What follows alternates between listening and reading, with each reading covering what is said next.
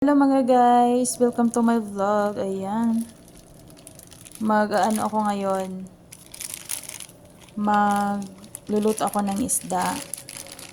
So ito yung ito yung nabili ko pala. So ayan, lulutuin natin. Magluluto ako ngayon. Ayan, tanggalan natin ng plastic. Uhu.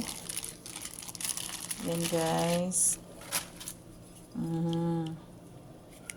Ayan, hugasan na yan ng malinis. Malinis na to.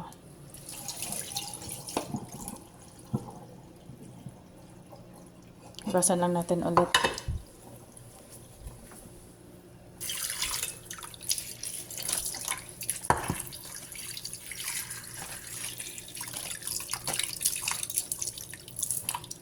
Ayan, so lagyan na natin dito. Nakahanda na kasi ito.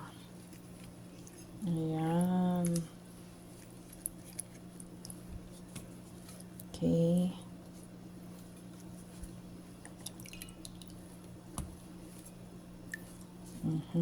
Ayan. Okay guys, so ganito na siya.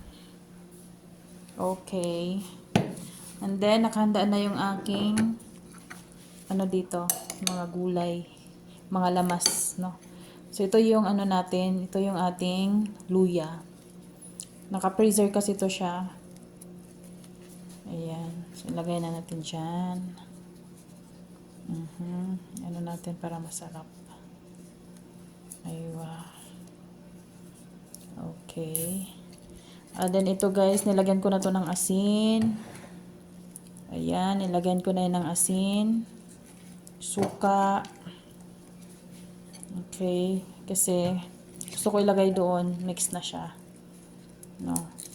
Tapos, dinamihan ko yung yung sibuyas na puti. Kasi masarap yun. Ayan. Tapos, nilagyan ko na to ng suka. Tapos, din, garlic powder. Late ko kasi siyang naisipan na i-vlog. So, nagawa ko na to, saka pa ako nakapag-isip. I-vlog ko kaya to. So, yan. Lagay natin dyan. Ganito kasi ako magluto ng gay paksiw. Gusto ko yung madaming madaming sibuyas. Ayan. Para masarap. May kamatis konti. Ayan. Ayan. Ganyan. Tapos guys, lagay na natin yung tubig. Yan siya, suka. Okay, lagyan natin asin konti. Aywa. Tapos, may tayo dito guys. May olive oil, pero mamaya na. Isa lang muna natin to. Okay, isa lang muna natin. So, ayan na guys. Nasalang na nga natin, no? So, lagyan natin ng olive oil. No? Ito, olive oil na yan. Lagyan natin.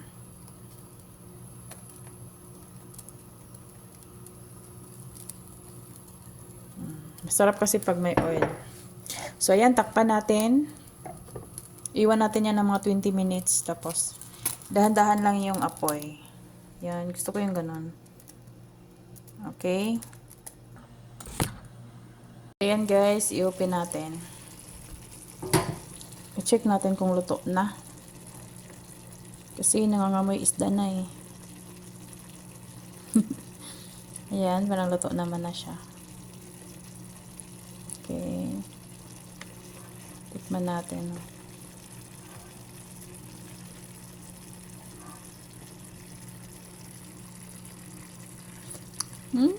Super yummy guys.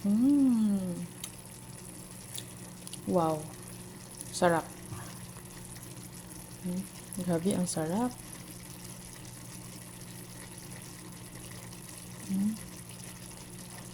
Grabe, ang sarap guys. Gusto ko nang kumain.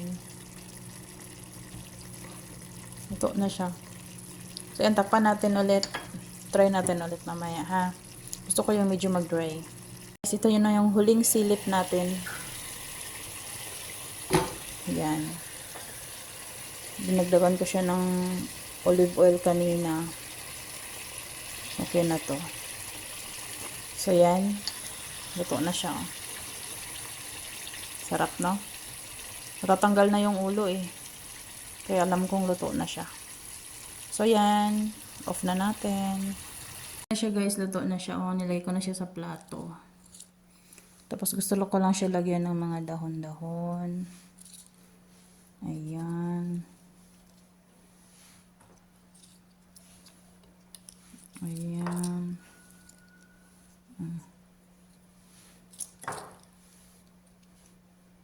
So, ayan guys. Luto na siya. Ang sarap-sarap. Grabe.